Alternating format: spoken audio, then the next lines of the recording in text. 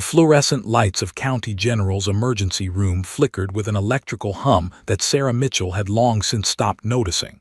It was 2:47 a.m. on a Thursday, the kind of night where the ER felt like a war zone, controlled chaos punctuated by moments of pure terror. Sarah had been on her feet for 7 hours straight, and her shift wasn't scheduled to end for another 5. She moved between patients with the practiced efficiency of someone who'd spent 8 years perfecting the dance. A child with a broken arm in Bay 3, an elderly woman with chest pains in Bay 7. Paperwork, medication administration, vital signs, the rhythm of emergency medicine that had become as natural to her as breathing. Then the ambulance bay doors crashed open. "GSW and MVA combo," the paramedic shouted, using the shorthand that made Sarah's blood run cold. "Gunshot wound and motor vehicle accident. 22-year-old male, Marine, motorcycle versus sedan. Massive internal trauma, BP dropping fast." Sarah's training kicked in before her mind could fully process.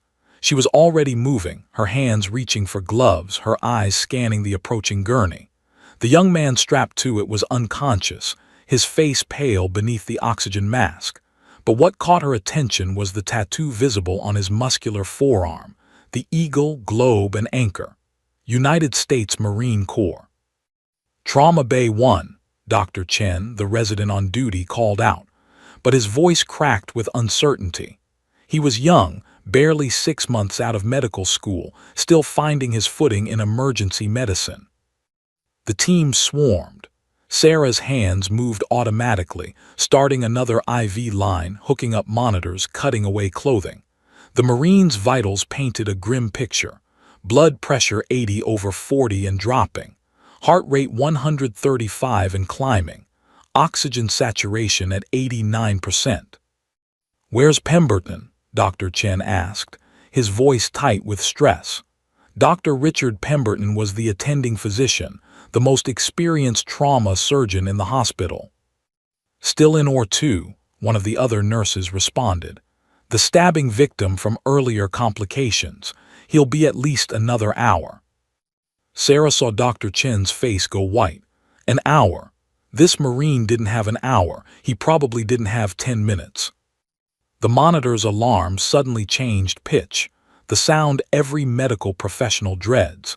The steady beep fractured into an irregular rhythm, then began racing out of control. "VTAC," Sarah called out, her voice cutting through the chaos. Ventricular tachycardia. The heart was beating too fast to pump blood effectively.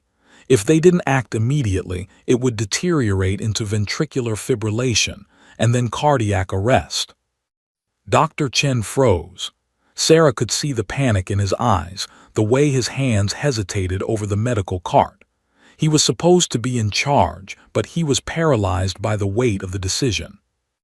"We need to cardiovert now," Sarah said urgently.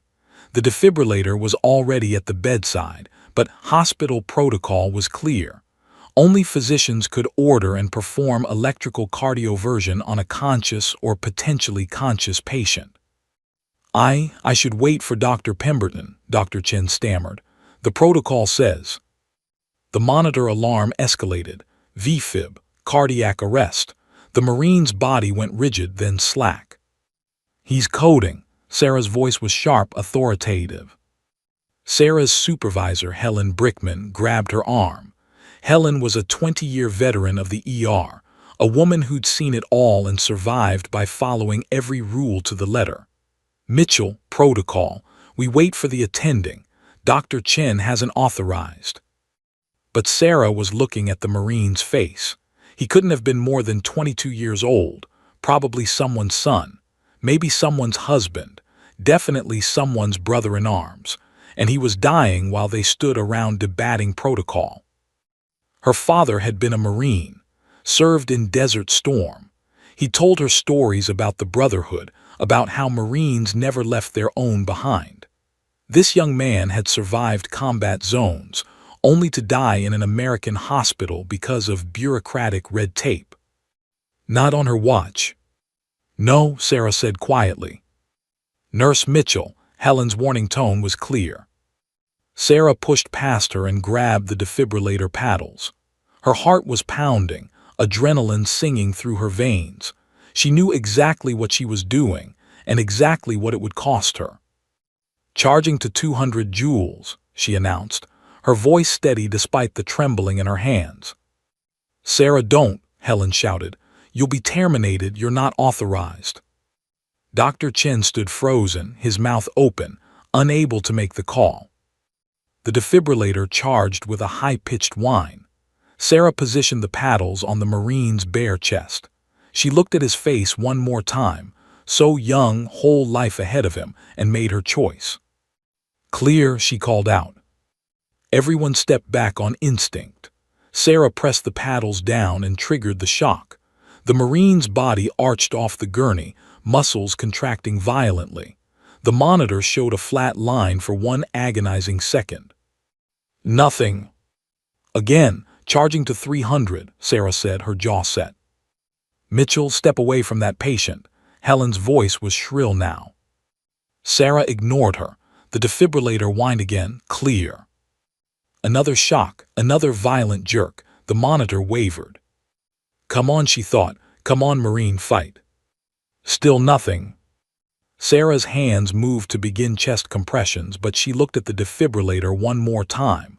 "Third time's the charm," her father used to say. "Charging to 360. Maximum." "Sarah, please." Even Helen's voice had softened slightly. "Clear." Sarah delivered the third shock. For a moment, time seemed to suspend. The ER went silent except for the mechanical hum of equipment. Sarah held her breath. Then beep, beep, beep. The monitor showed a rhythm, irregular at first, then steadying, normal sinus rhythm. The Marine's oxygen saturation began climbing, 90%, 93%, 96%. "We have a pulse," one of the other nurses shouted. The ER erupted in controlled chaos again, but this time with purpose. Dr. Chen finally snapped into action, barking orders, stabilizing the patient. The Marine was alive, critical but alive. Sarah stepped back from the gurney, her hands shaking now that the adrenaline was fatting. She set the defibrillator paddles down carefully and looked up. Helen Brickman stood across from her, arms crossed, face grave. "My office, now." Sarah nodded. She'd known this was coming. She pulled off her gloves, disposed of them properly, and followed Helen out of the trauma bay. As she walked away, she glanced back one more time at the young Marine, watching his chest rise and fall with steady breaths. She'd saved his life. And now she'd pay the price. The walk from the ER to the administrative wing felt like a death march. Sarah's feet moved automatically down the sterile corridors, past the cafeteria that was just beginning to serve breakfast, past the chapel where worried families kept vigil, past the bulletin board plastered with hospital achievements and awards. She'd walked these halls 1,000 times, but never with this heavy knowledge that she was about to lose everything she'd worked for. Helen Brickman walked 3 paces ahead, her spine rigid, not speaking. The silence between them was loaded with unspoken words. Sarah wanted to defend herself, to explain, to make Helen understand. But what was there to say? She'd violated protocol. The fact that it had saved a life didn't change the bureaucratic reality of what she'd done. They didn't go to Helen's office as Sarah had expected. Instead, Helen led her to the executive suite on the 4th floor. Sarah's stomach dropped. This wasn't just a supervisor meeting. This was going to the top. "Wait here," Helen said curtly, gesturing to a leather chair outside Director Richard Pemberton's office. Then she disappeared behind the heavy oak door. Sarah sat, her scrub still slightly damp with perspiration from the night's work. She could feel every minute of her 7-hour shift in her bones, the ache in her lower back, the burning in her feet, the gritty exhaustion behind her eyes. But her mind was sharp, racing through every possible outcome of this meeting.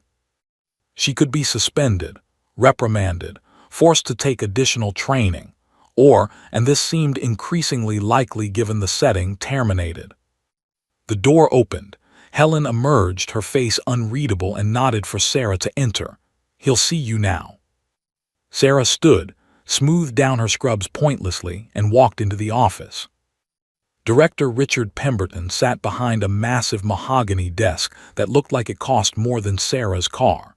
He was in his late 50s, silver-haired and immaculately dressed even at this early morning hour.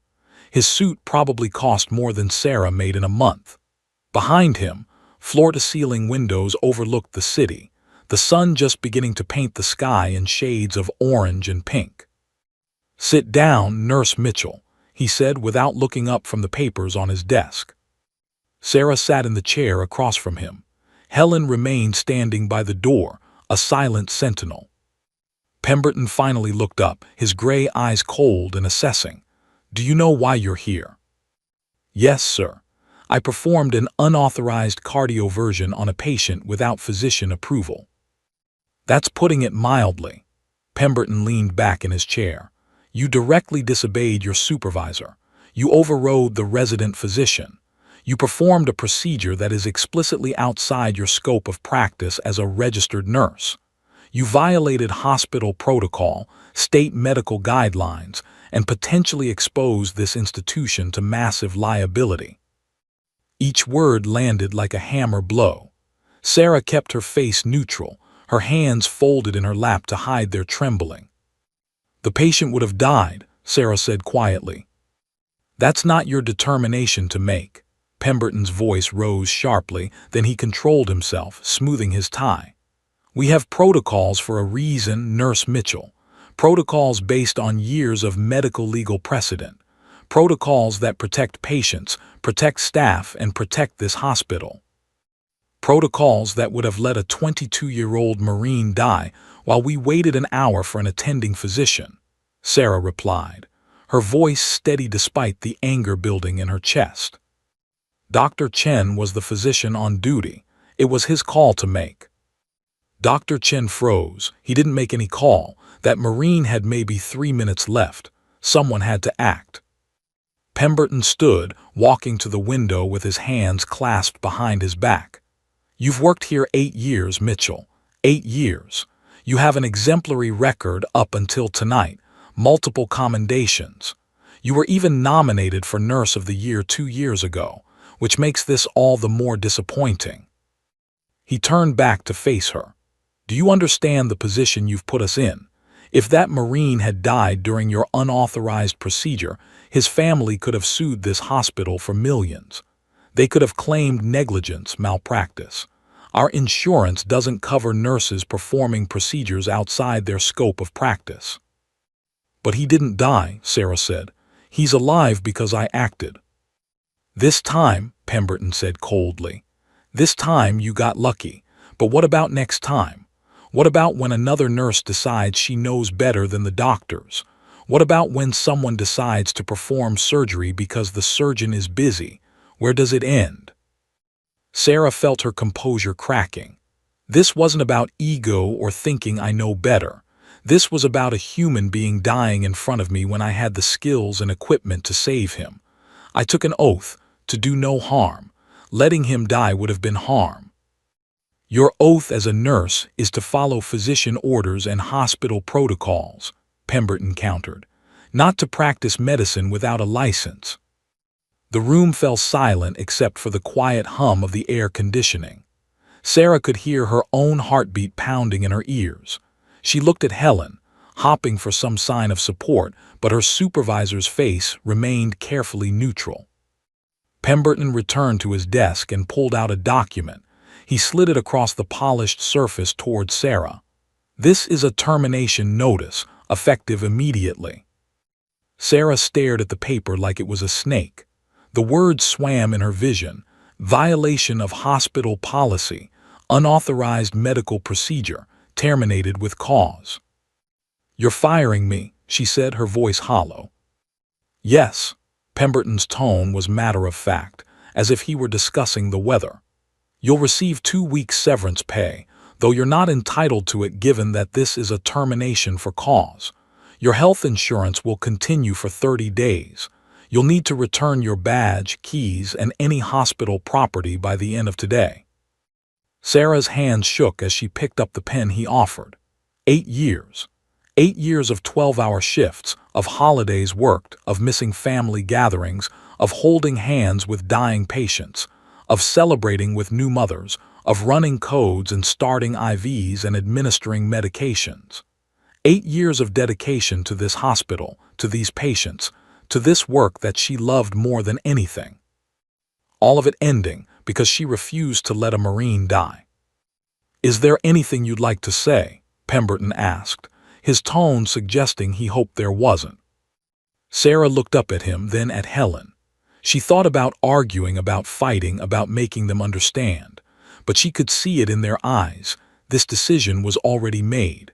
This was about protecting the hospital, not about right or wrong. This was about liability and protocol and covering their asses, not about the life of a 22-year-old Marine. She signed her name on the termination papers with a steady hand. "Yes," she said quietly, standing up. "I'd do it again, every single time. If following your protocols means watching people die when I can save them, then I'm glad I don't work here anymore." She set down the pen and walked to the door. Helen opened it without a word. "Nurse Mitchell," Pemberton called out just as she reached the threshold. Sarah turned back. "For what it's worth," he said, and for the first time his voice softened slightly, "the Marines' family called. They wanted to thank whoever saved their son. I told them we'd pass along their gratitude." Sarah nodded once, then walked out, leaving behind her badge, her keys, and 8 years of her life at County General Hospital. She still wore yesterday's scrubs and she had nowhere to go. Marine Corporal Jake Reeves opened his eyes to a world of white. White ceiling tiles, white walls, white sheets pulled up to his chest. The steady beep of monitors provided a rhythmic soundtrack to his confusion. His mouth felt like sandpaper, and every breath sent a dull ache through his ribs. "He's awake," a soft voice said from somewhere to his left. Jake tried to turn his head, but the movement sent a spike of pain through his neck. He groaned, and suddenly there were hands. Gentle, professional hands adjusting his pillows, checking his IV line. "Easy, Corporal Reeves," a nurse said, coming into his field of vision.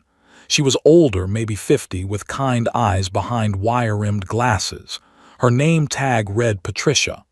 "You've been unconscious for 3 days. You were in a very serious accident." 3 days. Jake's mind fumbled through fog, trying to grasp at memories. He'd been riding his motorcycle, heading back to base after visiting his brother. There'd been an intersection, a car running a red light, the sickening crunch of metal, and then nothing. "My bike," he croaked. Patricia smiled sadly. "Totaled, I'm afraid, but you're alive and that's what matters. You're very lucky. You flatlined in the ER." Flatlined? The word sent ice through Jake's veins despite the warm hospital room. How am I here?" Patricia hesitated, glancing toward the door. "A nurse saved you. She performed emergency cardioversion when your heart stopped. Against protocol, actually. Very brave." Jake's training kicked in through the fog of pain medication. Marines learned about combat medicine, about triage, about the golden hour when life and death hung in the balance. He understood what Patricia was saying. Someone had broken the rules to save him. "I want to thank her," Jake said. "What's her name?" Patricia's expression shifted, uncomfortable now. She adjusted his blanket unnecessarily, not meeting his eyes. "Sarah Mitchell, but she doesn't work here anymore." "What do you mean?" "She was fired, Corporal Reeves. The hospital terminated her employment for performing that procedure without proper authorization. I shouldn't be telling you this, but you deserve to know. She saved your life and she lost her job because of it." Jake's hands clenched into fists beneath the sheets, sending fresh waves of pain through his battered body. He ignored it. "They fired her for saving my life." "I'm sorry, that's all I can tell you." Patricia squeezed his hand gently. "Try to rest. Your brother is in the waiting room. I'll send him in." She left and Jake lay there staring at the ceiling, anger burning through the morphine haze. A nurse had saved him and been punished for it. It was wrong. It was fundamentally, absolutely wrong. The door burst open and Staff Sergeant Marcus Reeves, Jake's older brother, rushed in, his face a mixture of relief and barely controlled emotion. "You stubborn son of a bitch," Marcus said, his voice thick. "Thought I lost you, little brother." "Marcus," Jake grabbed his brother's arm with surprising strength. "I need you to listen to me. I need you to do something." 10 minutes later, Marcus sat in the hospital cafeteria with his phone, his coffee forgotten and growing cold. His brother had told him everything, about the nurse named Sarah Mitchell, about how she'd saved Jake's life, about how she'd been fired for it. The injustice of it burned in Marcus's gut. Marcus wasn't just a Marine. He was also deeply connected to the veteran community online. He ran a popular Facebook page called Jarheads Unite with over 50,000 followers, Marines, veterans, and military families who shared stories, offered support, and rallied around their own. He opened the app and started typing. "Brothers and sisters, I need you to hear this story. 3 days ago, my little brother Jake was in a motorcycle accident. His heart stopped in the ER. He was dying. A nurse named Sarah Mitchell made a choice. She could follow hospital protocol and watch a Marine die, or she could break the rules and save his life. She chose to save him. She performed emergency cardioversion without waiting for the proper authorization. My brother is alive because of her courage." And County General Hospital fired her for it. They fired her for saving a Marine's life. Her name is Sarah Mitchell. She's a hero and she deserves better than this. Share this. Let the world know what she did. He attached a photo of Jake in his dress blues from last year's Marine Corps ball, looking sharp and proud and alive. Then he hit post. The response was immediate. Within 10 minutes, the post had 100 shares. Within an hour, 500. By the afternoon, 10,000 people had shared Sarah Mitchell's story. Comments flooded in: outraged veterans, active duty service members, military families, and civilians who were appalled by the hospital's decision. "This is a disgrace.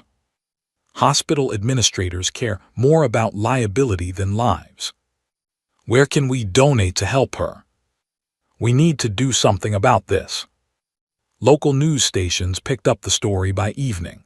A reporter from Channel 7 showed up at the hospital, interviewing patients and staff. County General's PR department went into crisis mode, releasing a carefully worded statement about respecting protocols for patient safety that only made people angrier. By the next morning, Marcus's post had been shared 50,000 times. National news outlets were calling. The hashtag #ThankYouSarahMitchell was trending on Twitter. A GoFundMe page someone had created for Sarah's legal expenses had raised $20,000 in 12 hours. Sarah's phone, which she'd silenced after the termination, buzzed constantly with messages, friend requests, and interview requests. She sat in her small apartment, surrounded by moving boxes, overwhelmed by the sudden attention. She just wanted to save a life. She never expected this. 3 states away, in a weathered clubhouse with motorcycles lined up outside like metal soldiers, 25 members of the Devil's Ridge chapter of the Hells Angels Motorcycle Club gathered around a computer screen. "Look at this," said Tommy Wrench Kowalski, the club's vice president, pointing at Marcus's viral post. Tommy was a Vietnam veteran who'd served in the Marines before the motorcycle club became his new brotherhood. Nurse saved a Marine, got fired for it.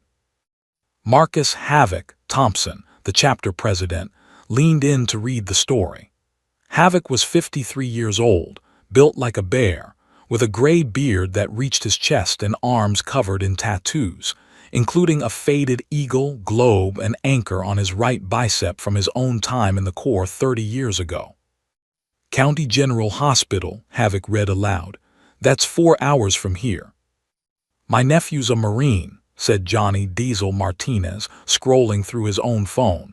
"He shared this too. Says every jarhead in the country is pissed about it." Havoc straightened up, crossing his massive arms. The clubhouse went quiet. When Havoc was thinking, everyone knew to shut up and wait. "Brothers," he finally said, his voice carrying the authority of someone who'd led this chapter for 15 years. "We've done charity rides for cancer kids. We've done toy runs for Christmas. We've done fundraisers for disabled vets. But when's the last time we honored someone who actually deserves it? Someone who put their job on the line for one of ours?" "What are you thinking, boss?" Wrench asked, though the grin on his face suggested he already knew. "I'm thinking we show this nurse what gratitude looks like. Real gratitude, not some Facebook likes and hashtags. She saved a Marine. That means she saved family." Diesel nodded. "I've got a buddy who flies helicopters. He's been out of the Army for 5 years but still has his bird and his license. Owes me a favor from way back." "I know another pilot," added Snake, a lean man with a serpent tattoo winding up his neck. "Retired Air Force. He'd probably do it just for the story." Havoc smiled, the kind of smile that said he was about to do something memorable. "Let's find out where this Sarah Mitchell lives, and let's show her that when you take care of Marines, Marines take care of you. We're going to give her an escort she'll never forget." "How do we even contact her?" someone asked. Wrench was already typing on his phone. "Her address is probably public record. Give me 20 minutes. I know a guy." Within the hour, they had her information. Sarah Mitchell, 2847 Elm Street, apartment 3B. The plan began taking shape. They'd ride to her place, all 25 of them. They'd bring the helicopters for dramatic effect. They'd escort her home to her family in Oregon, wherever that was, with the full honor of the motorcycle club. "Someone needs to call her first," Wrench said practically. "Can't just show up with 24 bikers and helicopters. Might give her a heart attack." Havoc nodded. "I'll make the call. This needs to come from the president." He pulled out his phone, lit a cigarette, and dialed the number Wrench had found. Across the country, in a quiet apartment filled with boxes and uncertainty, Sarah Mitchell's phone began to ring with a call that would change everything. Sarah Mitchell sat on the floor of her apartment surrounded by half-packed cardboard boxes, her laptop open in front of her, displaying job applications she couldn't bring herself to finish. The afternoon sun slanted through the blinds, casting prison bar shadows across the worn carpet. She'd been fired for 3 days now, and the silence of unemployment was deafening. Her phone sat face down beside her, buzzing intermittently with notifications she'd stopped checking. The viral story had brought an avalanche of attention she neither wanted nor knew how to handle. Reporters, strangers offering support, angry messages from people defending the hospital, interview requests from morning shows. Her voicemail was full. Her social media accounts were drowning in comments. All she'd wanted was to be a nurse, to help people, to save lives. Instead, she'd become a national news story, unemployed and unsure if any hospital would ever hire her again. Terminated for cause on her record was like a scarlet letter in the medical community. Sarah picked up her cold coffee mug, grimaced at the bitter taste, and set it back down. The apartment felt smaller every hour. The walls seemed to close in. She needed to move, needed to go somewhere, but where? Her savings would last maybe 2 months if she was careful. Her parents had offered to let her come home to Oregon, but that felt like admitting defeat. She was 29 years old, starting over with nothing. Her phone rang, actually rang, not just buzzed, and Sarah nearly jumped. The number was unfamiliar, a different area code, probably another reporter. She'd stopped answering those days ago, but something made her hesitate. Maybe it was boredom. Maybe it was the desperate hope that it might be a job offer. Maybe she just needed to hear another human voice. She picked up, "Hello. Miss Sarah Mitchell." The voice was deep, gravelly, with a roughness that suggested years of cigarettes and outdoor living. "Yes, who is this?" "Ma'am, my name is Marcus Thompson. People call me Havoc. I'm the president of the Devil's Ridge chapter of the Hells Angels Motorcycle Club." Sarah blinked, certain she'd misheard. I'm sorry, what? The Hells Angels, ma'am. Motorcycle club. We're based out of Montana, though we've got brothers all over the country. Sarah's mind raced. Hells Angels, the motorcycle gang, why would they be calling her? Was this some kind of prank? I don't understand. Why are you calling me? Havoc's voice gentled slightly, though it still carried that authoritative rumble. We heard about what happened to you, Ms. Mitchell. Read the story about how you saved that Marine's life, how you lost your job for doing the right thing. That Marine, Corporal Jake Reeves, he's one of ours. One of yours, but he's not. Sarah trailed off, confused. Not in the club, no ma'am, but he's a Marine. I'm a Marine, served from '89 to '93. We've got 6 other former Marines in our chapter, 3 Army vets, 2 Navy. When you save a Marine, you save family. When you save family, we don't forget. Sarah stood up, packing across her small living room, phone pressed to her ear. This was surreal. Mr. Thompson, I appreciate the call, but I still don't understand why you're contacting me. Because we want to do something for you, Ms. Mitchell. Something to show our gratitude, to show that what you did matters. You stood up when it counted and you paid a price for it. That kind of courage deserves recognition. I was just doing my job, Sarah said quietly, the same thing she'd said 100 times in the past 3 days. No ma'am, with all respect, you weren't doing your job. Your job was to follow protocol. You did something bigger than your job, you followed your conscience. You followed your oath as a healer. That's different, and that's why you're sitting there unemployed right now. Sarah felt unexpected tears prickling her eyes. Someone understood. This stranger with the rough voice and the intimidating title actually understood. Thank you, she whispered. Don't thank me yet, I haven't told you what we want to do. Havoc paused, and Sarah could hear him take a drag of something, probably a cigarette. Where's home for you, Ms. Mitchell? Where's your family? Oregon, Brookfield, Oregon. It's a small town about an hour outside of Portland. My parents still live there. You thinking of going home, taking some time to figure things out? Sarah looked around her apartment, the peeling paint, the boxes, the emptiness. Yes, I was planning to drive there this weekend, actually. Stay with my parents while I look for work. Good, here's what we're going to do. Saturday morning, 9 a.m., we're coming to your address. All 25 members of the Devil's Ridge chapter. We're going to escort you home to Oregon. Full honors. We've also got 2 helicopters lined up. Pilots are veteran buddies of ours. They'll provide aerial escort. Sarah stopped packing. I'm sorry, what? We're giving you an escort home, Ms. Mitchell. The way a hero should travel. Motorcycles, helicopters, the whole thing. We're going to make sure the world sees that what you did mattered. That's crazy, Sarah stammered. You don't even know me. Don't need to know you personally, ma'am. I know what you did. That's enough. But why would you do this? Sarah's voice cracked slightly. Havoc was quiet for a moment. When he spoke again, his voice carried a weight of memory. 30 years ago, I was in the Gulf War, first one. I got hit, shrapnel from an IED before we even called them IEDs. I was bleeding out in the sand, and a Navy corpsman named Rodriguez ran through enemy fire to get to me. He dragged me to cover and kept me alive long enough for the medevac. That corpsman saved my life, and you know what happened to him. Sarah shook her head, then realized he couldn't see her. What? Nothing good. He got PTSD, came home, couldn't adjust. Last I heard, he was homeless in San Diego. I spent years trying to find him, trying to help him, but by the time I tracked him down, he died of exposure during a cold snap. He saved my life, and I never got to really thank him. I never got to show him that what he did mattered.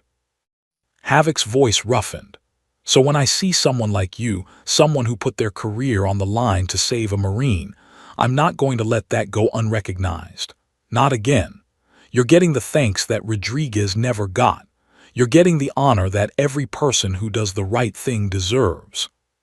Sarah sat down on her couch, overwhelmed. Tears were flowing freely now. I don't know what to say. Say yes, Ms. Mitchell. Let us do this. Let us show you that good people don't stand alone, even when institutions fail them. Let us show you that brotherhood, real brotherhood, transcends organizations and paperwork and protocol. Sarah wiped her eyes with the back of her hand. Part of her wanted to say no, to refuse, to handle this quietly and privately like she'd handled everything else in her life. But another part, the part that had been breaking under the weight of injustice and isolation, needed this. Needed to know that someone cared. Needed to know that her sacrifice meant something. "Okay," she whispered. "Ma'am, couldn't quite hear you." "Yes," Sarah said louder, her voice steadying. "Yes, thank you, thank you." "No, Ms. Mitchell, thank you. You saved one of our own. That's a debt we take seriously." Havoc's tone shifted to practical. "Now Saturday morning, 9 a.m. sharp, be ready. Pack light, just what you need for the trip. We'll have a support vehicle for your belongings. Wear comfortable clothes. It's about a 9-hour ride to Oregon with stops, so we'll make it an all-day thing." 9 hours on motorcycles. "You won't be on a motorcycle unless you want to be. We'll have a car for you, surrounded by the bikes. But if you want to ride, we've got an extra helmet and someone who can take you as a passenger." Sarah laughed despite herself, a slightly hysterical sound. "I've never been on a motorcycle in my life." "Well, Saturday might be a good day to start, but no pressure. This is about honoring you, not making you uncomfortable." "What about the helicopters? That seems excessive." Havoc chuckled, a deep rumbling sound. "Ma'am, when we do something, we do it right. Those birds will follow us for part of the route, then leapfrog ahead. It's going to be spectacular, trust me." Sarah found herself smiling for the first time in days. This is insane. Best things in life usually are, so we got a deal. Saturday morning. "Yes, we have a deal." "Excellent. One more thing, Ms. Mitchell. You're going to see some media attention from this. News will probably get out. That okay with you?" Sarah thought about it. She'd been hiding from the media, from the attention. But maybe it was time to stop hiding. Maybe it was time to let people see that sometimes doing the right thing led to good things, not just consequences. "Yes," she said firmly, "that's okay." "Good. See you Saturday, ma'am. And Ms. Mitchell, hold your head high. You've got nothing to be ashamed of." The line went dead. Sarah sat on her couch for a long time, phone in her lap, staring at nothing. Then she started laughing, real laughter this time, not hysterical but genuine. It was absurd. It was overwhelming. It was the most wonderful thing anyone had ever done for her. She picked up her phone and called her parents. "Mom, it's me. You're not going to believe what's happening this Saturday." Saturday morning arrived with the kind of crystalline clarity that made everything feel more real, more immediate. Sarah had barely slept. She'd spent most of Friday night packing and repacking her single suitcase, changing outfits 3 times, calling her parents to update them, and sitting by her window watching the street below as if the motorcycles might arrive early. By 6 a.m. she'd given up on sleep entirely. She made coffee, showered, dressed in jeans and a comfortable flannel shirt, then sat at her kitchen table watching the clock.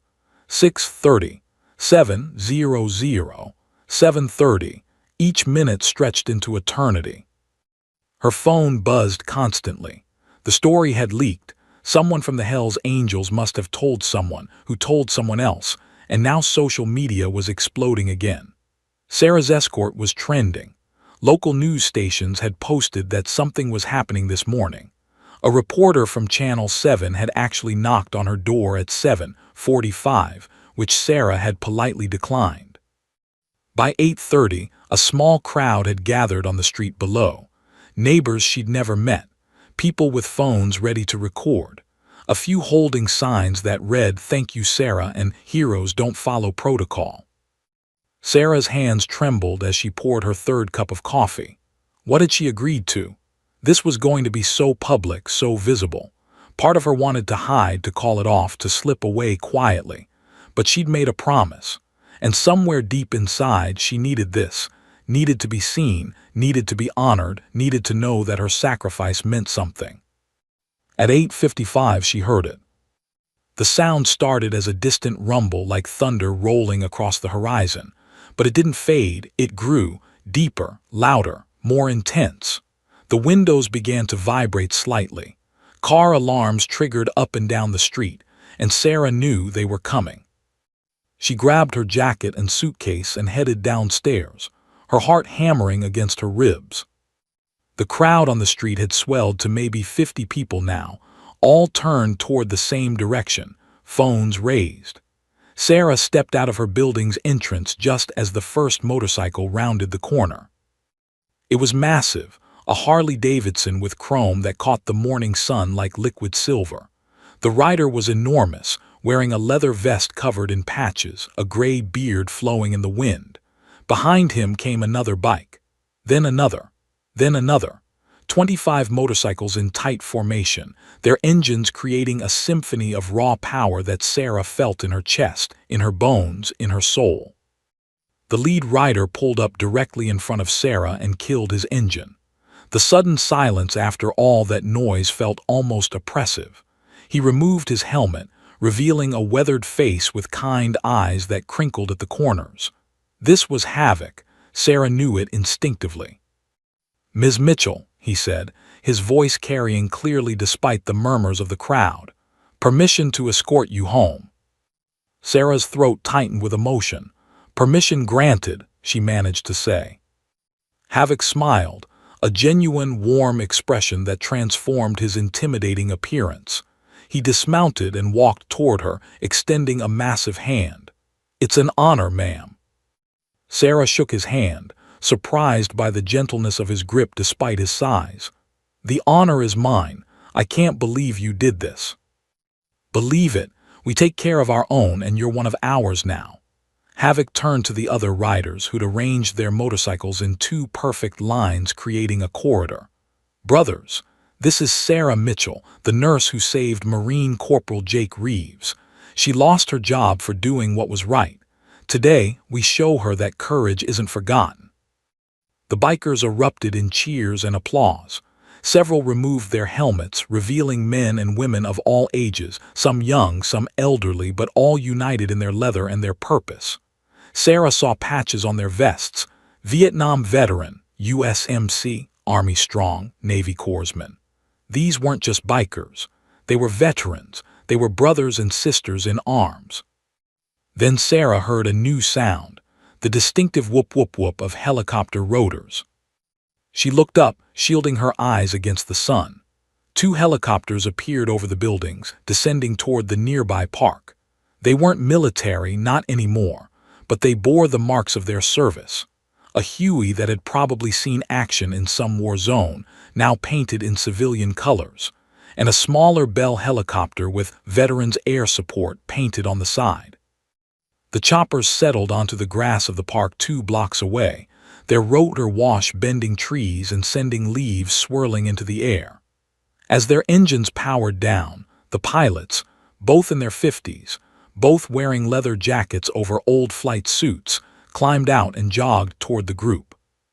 "Ma'am," the first pilot said, snapping a crisp salute. "Captain Jerry Hawk Patterson, retired Army. This is Lieutenant Commander Rick Breeze Morrison, retired Navy. We're your air support for today's journey." Sarah returned the salute awkwardly, not quite sure of the protocol. "I don't know what to say. This is all so much." "You saved a Marine, ma'am," Morrison said simply. "This is the least we can do." Havoc gestured toward a black SUV that had pulled up, sandwiched between the motorcycles. "Your chariot, Ms. Mitchell. We'll load your luggage. You'll ride in comfort, surrounded by the club. The helicopters will provide aerial escort for the first part of the journey, then leapfrog ahead to meet us at various points." "Unless you want to ride on the back of a bike," added a woman who'd stepped forward. She was in her 40s, lean and strong, with a blonde braid and a vest that read Valkyrie. "I'm Jackie. I'd be happy to take you as my passenger if you want the full experience." Sarah looked at the motorcycle, gleaming chrome and black leather, powerful and beautiful and terrifying. She'd never ridden on one. She'd never done anything this spontaneous, this bold, this public in her entire life. "Yes," Sarah heard herself say. "Yes, I want to ride." Jackie's face split into a huge grin. "Excellent, you're going to love it. Let's get you a helmet and some gear." Within minutes, Sarah was outfitted with a helmet, leather jacket, and gloves. Jackie showed her where to put her feet, how to lean into turns, how to hold on. "Just trust me and the bike," Jackie said. "We've got you." The crowd on the street had grown even larger. News cameras had arrived. Sarah saw her elderly neighbor, Mrs. Chen, standing on the sidewalk with tears streaming down her face, holding a sign that read, "Our hero." Havoc raised his hand, and the bikers started their engines in sequence. The sound built like an orchestra warming up, each engine adding to the chorus until the street thrummed with power. Sarah climbed onto the back of Jackie's bike, her heart racing with a mixture of fear and exhilaration. "You ready?" Jackie called back. Sarah wrapped her arms around Jackie's waist and nodded, though Jackie couldn't see it. "Ready." Havoc's voice boomed over the engine noise. "Devil's Ridge, we ride for honor, we ride for brotherhood, we ride for Sarah Mitchell." "Ride or die," the bikers shouted in unison. The helicopter's engines fired up with a roar. The rotors began spinning, faster and faster, creating a wind that whipped through the crowd. People cheered and waved American flags that had appeared from somewhere. Camera phones captured every moment. And then they moved. The motorcycles rolled forward in perfect formation, engines rumbling like caged thunder. Sarah felt the bike beneath her surge with power as Jackie accelerated smoothly. The wind hit her face, carrying away tears she didn't know she was crying. Above, the helicopters lifted off, their shadows racing across the street. The convoy rolled down the street, through the crowd that parted like a sea, past the news cameras and the neighbors and the strangers who'd come to witness this moment. Sarah looked back once and saw her apartment building receding, saw Mrs. Chen still waving, saw the crowd cheering. She was leaving, not in shame, not in defeat, but in triumph, surrounded by warriors who understood sacrifice, escorted by heroes who recognized courage, honored by strangers who'd become family. Jackie leaned back slightly. "How you feeling?" Sarah laughed, a pure joyful sound that the wind carried away. "Alive, I feel alive." "Good, because we've got 9 hours of this, and it only gets better from here." The convoy merged onto the highway, 25 motorcycles moving as one, flanked by 2 helicopters overhead. On the overpasses, people had already started gathering, having heard about the escort on social media. They held signs, waved flags, saluted. And Sarah Mitchell, the nurse who'd been fired for saving a life, rode through it all with her head held high, finally understanding that sometimes the right choice leads not to punishment, but to something far greater. Sometimes it leads to being seen, to being honored, to being home. The convoy rolled onto Interstate 84 heading west, and Sarah felt the world transform around her. The vibration of the motorcycle beneath her, the wind rushing past, the rumble of 25 engines moving in synchronization. It was like being inside a living organism, a single entity made of steel and determination and purpose. Above, the helicopters maintained their position, one on each flank, their shadows racing across the highway like protective spirits. Sarah could see Hawk in the Huey, giving her a thumbs up through the cockpit window. She waved back, feeling a surge of joy that seemed almost inappropriate given everything she'd been through. But wasn't that the point? Wasn't that what this was all about, proving that doing the right thing could lead to something beautiful? "Look ahead," Jackie shouted over the engine noise. Sarah focused forward and felt her breath catch. The first overpass was coming into view, and it was lined with people. Dozens of them, packed shoulder to shoulder, holding American flags, homemade signs, children waving with wild enthusiasm. As the convoy approached, the crowd erupted in cheers that Sarah could hear even over the motorcycles. The signs were everywhere. "Thank you, Sarah. Nurses are heroes too. Protocol can't stop courage. We stand with Sarah Mitchell." An elderly man in a Vietnam veteran's cap stood at attention, rendering a crisp salute as they passed beneath. Sarah's eyes burned with tears. She raised her hand, saluting back, feeling the weight of it, the recognition, the respect, the solidarity. "How did they know?" Sarah called to Jackie. "Social media," Jackie shouted back. "Someone posted the route an hour ago. It's going viral again. People are tracking us online, showing up wherever we're going to be." The next overpass had even more people. And the next. And the next. Word was spreading faster than they could ride. Sarah pulled out her phone during a brief straight stretch and opened Twitter, her hands shaking as she scrolled. Sarah's escort was the #1 trending topic in the United States. Videos from the departure were everywhere.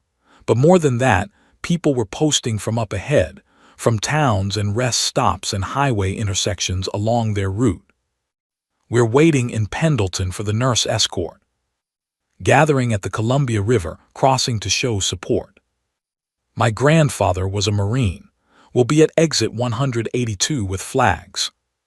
It wasn't just a journey anymore. It was a movement.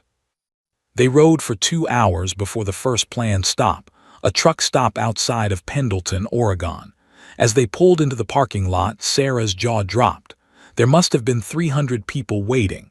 Veterans in their old uniforms, families with children, truck drivers who'd pulled over specifically to be there, local news crews with cameras rolling. The motorcycles formed a protective circle around Sarah as she dismounted, her legs shaky from the ride. Immediately, people pressed forward, not aggressively, but with genuine warmth and gratitude. An elderly woman in her 80s pushed through the crowd, leaning on a walker. She had tears streaming down her wrinkled face. "My son was a Marine," she said, her voice quavering. "He died in Vietnam. Someone like you tried to save him. She couldn't, but she tried. Thank you for being brave enough to try." Sarah embraced the woman, both of them crying now. "I'm so sorry for your loss." "Don't be sorry, dear, be proud. You did what my son would have wanted someone to do for him. You fought for him." A young man approached next, maybe 25, in a wheelchair, wearing an Army combat veteran cap. "I was injured in Afghanistan," he said. "Field medics saved my life, went against orders to come get me while we were still taking fire. I wouldn't be here without people like you and her. Thank you." The stories kept coming. A father whose daughter was a Navy corpsman, a teacher whose brother was saved by an ER nurse after a construction accident, a firefighter who'd made similar split-second decisions that cost him his job. Each person connected to Sarah's story in their own way, saw their own struggles and triumphs reflected in her choice. Havoc appeared at Sarah's elbow, gently guiding her toward the diner inside the truck stop. "Let's get you some food and coffee. We've got a long way to go still." Inside, the owner, a burly man named Chuck with arms like tree trunks, insisted that everything was on the house. "My nephew's a Marine, stationed in Okinawa. Any nurse who saves one of our boys eats free forever in my place." They sat in a large booth, the Hells Angels taking over half the diner, and for 20 minutes Sarah just existed in the warmth of community. Strangers bought her coffee. A little girl brought her a drawing of a nurse with angel wings. An old Marine showed her his dog tags from Korea and told her stories about the Navy nurse who treated him after he was wounded at Chasen Reservoir. "She wasn't supposed to be on the front lines," he said, his voice distant with memory. "But she went anyway, saved dozens of us. Never got properly recognized for it, but we remembered. We always remembered." He looked at Sarah with eyes that had seen too much and survived anyway. "They'll remember you too." Back on the road, the journey continued to unfold like a beautiful, impossible dream. The helicopters had refueled and were back overhead. The convoy had actually grown. Local motorcycle clubs had joined in various towns, adding their own bikes to the procession. By the time they crossed the Columbia River, there were 40 motorcycles in formation. The bridge crossing was surreal. Both sides were lined with people, hundreds of them, maybe thousands. Boats on the river below had gathered, blowing their horns. Flags waved like a red, white, and blue ocean. Someone had strung a banner across the bridge. HEROES, come home. Sarah couldn't stop crying. Jackie reached back and squeezed her hand. You okay back there? I don't deserve this, Sarah sobbed. Yes, you do, Jackie shouted over the wind and engines. This isn't just about you anymore, Sarah. This is about every person who's ever been punished for doing the right thing, every nurse who's bent the rules to save a patient, every doctor who's fought against bureaucracy, every person who's chosen conscience over career. You're the symbol. You're the one who got caught, but you're also the one who showed everyone else they're not alone. They stopped for gas in a small town called Hood River.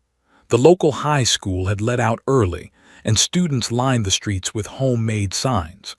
A young girl, maybe 16, approached Sarah nervously. I want to be a nurse, she said softly, after I graduate, and I was scared because everyone says it's so hard and you can get in trouble for making mistakes. But you showed me that being a good nurse means being brave. Thank you. Sarah hugged her. Be brave, she whispered, but also be smart. Learn everything you can, and when the moment comes, and it will come, trust yourself. As they mounted up for the final leg of the journey, Sarah noticed something. The sun was beginning to set, painting the sky in shades of orange and purple and gold. The helicopters had peeled off. They'd land ahead in Brookfield, but the motorcycle convoy had swelled to nearly 60 bikes now. Riders from Portland chapters had joined, veterans from local VFW posts, even a few police motorcycles, their lights flashing in unofficial support. They were 2 hours from Brookfield, 2 hours from home, 2 hours from her parents and the small town she'd grown up in, and the next chapter of whatever her life was going to become.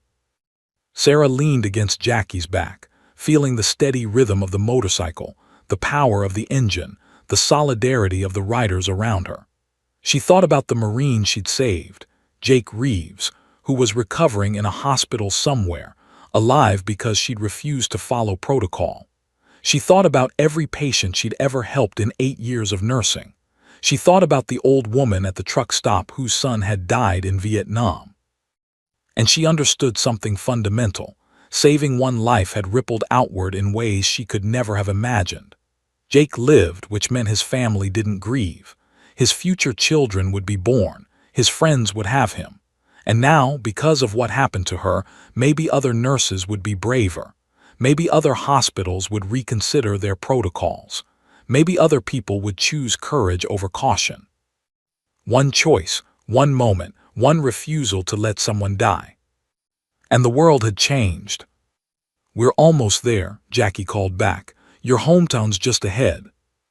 Sarah straightened up, wiping her eyes, and looked forward toward the horizon where the sun was setting over Oregon, and her family was waiting, and 25 Hell's Angels were escorting her home like the hero she'd never imagined she could be. The journey was almost over. But the story, the real story, was just beginning. The sign appeared in the motorcycle headlights as dusk settled over the highway. Welcome to Brookfield, Oregon, population 8,427. But that population had clearly swelled for tonight. The town limits were marked by people, hundreds of them lining both sides of the road, holding candles that flickered like earthbound stars in the gathering darkness. Sarah's breath caught in her throat. This was her hometown, the place where she'd grown up riding her bike to the library, where she'd had her first kiss at the county fair, where she'd decided at age 12 that she wanted to be a nurse after her grandmother had been cared for at the local hospital. And now it looked like the entire town had turned out to welcome her home. "Oh my God," Sarah whispered, though Jackie couldn't hear her over the engines. The convoy slowed to a crawl as they entered the town proper. Main Street had been closed to traffic. Businesses that should have been closing for the evening were lit up, their windows decorated with banners and signs. The movie theater's marquee, which usually displayed show times, read, "Welcome home, Sarah, our hero." The crowd was massive, far more than the town's population. People must have driven in from neighboring communities, from Portland, from across the state. They held signs, flags, candles, and photographs. Sarah saw pictures of people in military uniforms, sons and daughters, husbands and wives, people who'd served, and people who'd been saved by medics and corpsmen and nurses in moments just like the one Sarah had experienced. The local high school marching band stood on the corner, and as the motorcycles approached, they began to play. Not a march or a fight song, but America the Beautiful. The sound swelled through the evening air, mixing with the rumble of the engines and the cheers of the crowd. Sarah was crying again. She'd lost count of how many times today. Jackie reached back and squeezed her hand, a gesture of solidarity that needed no words. The convoy proceeded down Main Street toward the town square, where Sarah could see bright lights set up around the gazebo. The 2 helicopters were already there, parked in the adjacent field, their pilots standing at attention beside them. And in front of the gazebo, Sarah saw them, her parents. Thomas and Linda Mitchell stood at the base of the steps, her father in his old Marine Corps dress uniform that he'd kept from his service in Desert Storm, her mother in a blue dress with a yellow ribbon pinned to her collar. Both of them were crying before Sarah's motorcycle even came to a stop. The convoy formed a semicircle around the gazebo, the bikes creating a wall of chrome and leather and loyalty. Jackie killed the engine, and in the relative silence that followed, Sarah could hear her mother sobbing. Sarah climbed off the motorcycle on shaking legs, pulled off her helmet with trembling hands, and for a moment just stood there, 20 feet from her parents, unable to move. She'd left home 8 years ago to pursue her dreams, to make something of herself, to help people. And now she was back, fired and broken, and somehow transformed into something she didn't fully understand. Sarah, her mother's voice broke the spell. Sarah ran. She ran like she was 12 years old again, ran like she hadn't in years, and crashed into her parents' arms. The 3 of them collapsed together, holding each other, crying together, while around them the crowd erupted in applause and the Hell's Angels revved their engines in salute and the band played on. "My baby girl," her father whispered into her hair, his voice thick with emotion. "My brave, beautiful baby girl, I'm so proud of you." "You did the right thing, sweetheart," her mother said, pulling back to cup Sarah's face in her hands. "You always do the right thing, that's who you are, that's who we raised you to be." "I lost my job, Mom. I lost everything." "No," her father said firmly, his Marine Corps discipline showing through the tears. "You lost a job, but you kept your integrity, you kept your soul, you kept your honor. That's everything, Sarah. That's what matters." A man in a VFW cap stepped up to the microphone on the gazebo, Harold Peterson, the local VFW post commander, a Vietnam veteran who'd known Sarah since she was a little girl. "Friends, neighbors, and honored guests," Harold's voice boomed through the speakers. "We're gathered here tonight to welcome home one of our own. Sarah Mitchell left this town 8 years ago to become a nurse. She dedicated herself to helping others, to healing, to serving. And 3 days ago she made a choice that cost her her career but saved a life. She chose courage over caution. She chose humanity over bureaucracy. She chose to be a hero." The crowd roared its approval. Sarah turned to face them, still flanked by her parents, overwhelmed by the sea of faces, neighbors, former teachers, high school friends, and countless strangers who'd come to show their support. "But Sarah's not alone," Harold continued. "She's been escorted home by 25 members of the Hell's Angels Motorcycle Club, who recognized in her the same warrior spirit they carry. By 2 veteran helicopter pilots who gave their time and resources, and by all of you who lined the highways and overpasses and bridges to show that good people don't stand alone in this country." Another roar of approval. Havoc stepped up beside Sarah and her parents, his imposing figure somehow gentle in the moment. "Ms. Mitchell," he said into the microphone, "on behalf of the Devil's Ridge chapter of the Hell's Angels, and on behalf of every veteran who's ever been saved by someone like you, I want to present you with this." He pulled out a custom leather vest, similar to the ones the angels wore but distinct. On the back, professionally embroidered, it read, Sarah Mitchell Honorary Member Devil's Ridge Chapter. Above it was a patch showing a nurse's caduceus crossed with an American flag. Below it, Courage over Protocol. You're one of us now, Havoc said quietly as Sarah took the vest with shaking hands. Always. If you ever need anything, anywhere, anytime, you call. Brothers and sisters take care of each other. Sarah hugged him, this massive bearded biker who'd organized an entire convoy just to honor her. Thank you, she whispered. Thank you for seeing me. Thank you for saving our Marine, Havoc replied. As Sarah pulled back, she noticed movement at the edge of the crowd. People were parting, creating a path, and then she saw him. Marine Corporal Jake Reeves, walking slowly on crutches, still healing but alive. So vitally, beautifully alive. He was in his dress blues, every button gleaming, every crease perfect. His brother Marcus was beside him, supporting him, but Jake was walking under his own power. The crowd went silent. Even the band stopped playing. The only sound was the tap of Jake's crutches on the pavement as he approached the gazebo. He stopped at the base of the steps, looking up at Sarah. Then, with effort, he straightened, handed his crutches to his brother, and snapped to attention. His hand came up in a perfect salute. Ma'am, Jake said, his voice clear and strong. Marine Corporal Jake Reeves reporting as ordered. I'm alive because you refused to let me die. I'm here because you chose courage. I'm standing here because you saved my life. I don't have the words to thank you properly, but I want you to know I'm going to live a life worthy of your sacrifice. I'm going to make sure your courage wasn't wasted. Sarah descended the steps, tears streaming down her face. She returned his salute, awkwardly, imperfectly, but from the heart. At ease, Marine, she said, her voice breaking. And thank you for surviving, thank you for fighting, thank you for giving me a reason to be brave. Jake dropped his salute and Sarah hugged him, carefully, mindful of his injuries, and the crowd erupted once more.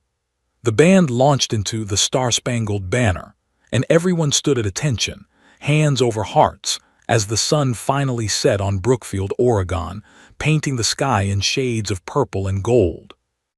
Sarah Mitchell stood surrounded by her parents, by the Marine she'd saved, by the bikers who'd escorted her home, and by a community that had shown her that sometimes the right choice leads not to the end of something, but to the beginning of everything. She was home, and she was finally truly seen. The celebration in Brookfield went on until midnight. The town square transformed into an impromptu festival. Local restaurants brought out food. The grocery store donated drinks, and people who'd been strangers an hour before shared stories and laughter under the stars. The Hells Angels, initially intimidating to some of the more conservative townspeople, won hearts by playing with children, helping elderly veterans, and sharing their own stories of service and sacrifice.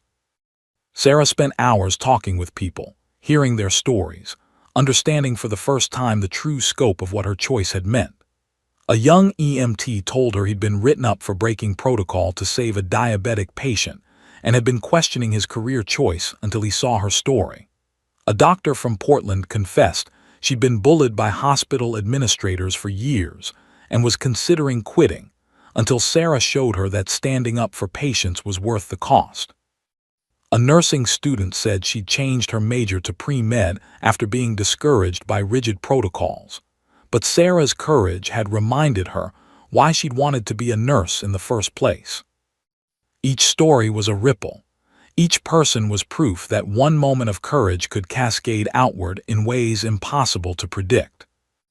It was nearly 1 a.m. when Sarah finally collapsed into her childhood bed, still wearing the leather vest the Hells Angels had given her. Her mother had kept her room exactly as she'd left it, the same faded posters on the walls, the same books on the shelves, the same quilt her grandmother had made. Sarah pulled out her phone, scrolling through the thousands of messages, and found one that made her sit up. It was from County General Hospital's Board of Directors. Ms. Mitchell, In light of recent public attention, and after careful review of the incident in question, the board would like to extend an invitation to meet with you regarding your termination. We believe there may have been errors in judgment and would like to discuss potential reinstatement with full back pay and a public apology. Please contact us at your earliest convenience. Sarah stared at the message for a long time. A week ago, she would have jumped at this. The vindication, the restoration of her career, the acknowledgement that she'd been right, it was everything she'd thought she wanted. But now, lying in her childhood bed after being escorted home by warriors and celebrated by thousands, something had shifted inside her. She typed a response. "Thank you for reaching out. I'll need some time to consider my options. I'll be in touch within the week." The next morning, Sarah woke to the smell of her mother's pancakes, the same Sunday morning breakfast ritual from her childhood. She found her parents in the kitchen, already looking at a laptop. "Sweetheart," her father said, turning the screen toward her, "you need to see this." The local news had compiled coverage of her journey, but more than that, Sarah's story had sparked a national conversation. Medical journals were publishing think pieces about the balance between protocol and clinical judgment. Nursing associations were calling for reforms in scope of practice laws. Hospital administrators across the country were reviewing their policies on emergency procedures. State legislators in 3 states had introduced Sarah's Law, legislation that would provide legal protections for healthcare workers who acted in good faith during emergencies. Her phone buzzed, then buzzed again and again. Job offers, 17 of them by noon.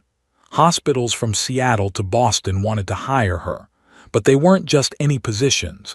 These were leadership roles, positions on ethics committees, opportunities to help shape policy and training. The offer that caught her attention came from Portland Veterans Affairs Hospital. Director of Emergency Nursing. "We're looking for someone who understands that caring for veterans means having the courage to put patients first, always. Competitive salary, full benefits, and the freedom to train nurses the right way." Sarah called the number listed. The administrator who answered, a retired Army colonel named Patricia Hughes, was direct and warm. "Ms. Mitchell, I'm not going to dance around this. We need you, not because you're famous, but because you represent everything we're trying to build here. We want nurses who are competent, courageous, and willing to trust their training even when it's hard. We want to create a culture where doing the right thing is celebrated, not punished. Will you help us build that?" Sarah looked out the kitchen window at the small town she'd grown up in, at the life she'd left behind to pursue her dreams. "Can I ask you something?" "Anything." "Do you have training programs? Do you work with nursing students?" "Absolutely. We partner with 3 nursing schools in the area. Why?" Sarah smiled. "Because I met a young woman yesterday who wants to be a nurse, and I want to make sure that when she enters this profession, she enters a system that values courage and judgment, not just compliance. I want to help build that for her and for every other nurse like her." "Then we want you even more. When can you start?" 2 weeks. I need time to settle some things here first." By the end of the week, the news kept getting better. Director Pemberton had resigned from County General under pressure from the board and community. Dr. Chen, the young resident who'd frozen during Jake's Code, had reached out to Sarah with a heartfelt apology and a request to meet with her about clinical decision-making. The hospital had established a new protocol review board that included nurses as equal voting members. Jake Reeves made a full recovery and returned to active duty 6 months later. He and Sarah stayed in touch, and he sent her a photo from his promotion ceremony to sergeant with a note, "Still living a life worthy of your courage." The Hells Angels kept their promise. When Sarah moved to Portland 2 weeks later, 25 motorcycles showed up to help her move her belongings. Havoc became a friend, an unlikely one but real.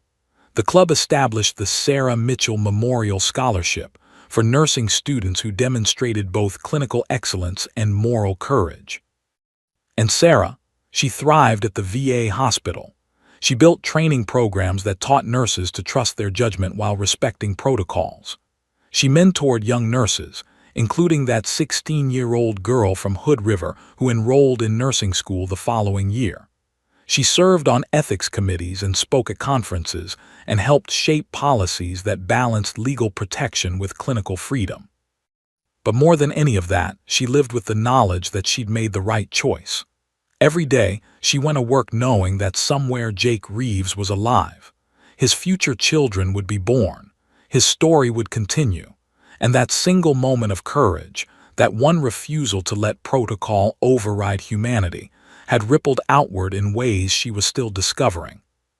3 years later, Sarah stood at a podium addressing 500 nursing students at their graduation ceremony. She wore her formal nursing uniform, but underneath her jacket, she wore the leather vest the Hells Angels had given her that night in Brookfield, a reminder of who she was and what she stood for. "You're about to enter a profession that will test you every single day," she told them. "You'll face impossible choices, bureaucratic obstacles, and moments where the easy path and the right path diverge dramatically. And in those moments, I want you to remember something. Protocols exist to guide us, not to replace our judgment. Your education has given you the knowledge and skills to make good decisions. Your integrity will give you the courage to stand by those decisions, even when it's hard." She paused, looking out at all those young faces, seeing herself 8 years ago, idealistic and determined and afraid. "Some of you will face moments like the one I faced, and when you do, I want you to know, you won't be alone.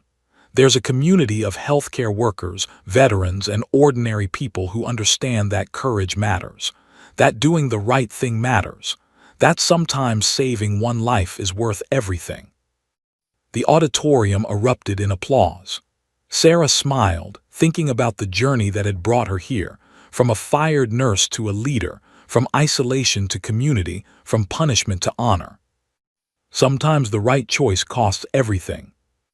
But sometimes it gives you everything that truly matters. Sarah Mitchell had saved a Marine's life and lost her job. But in return, she'd found her purpose, her voice, and her tribe. And that was worth more than any career could ever be. The end.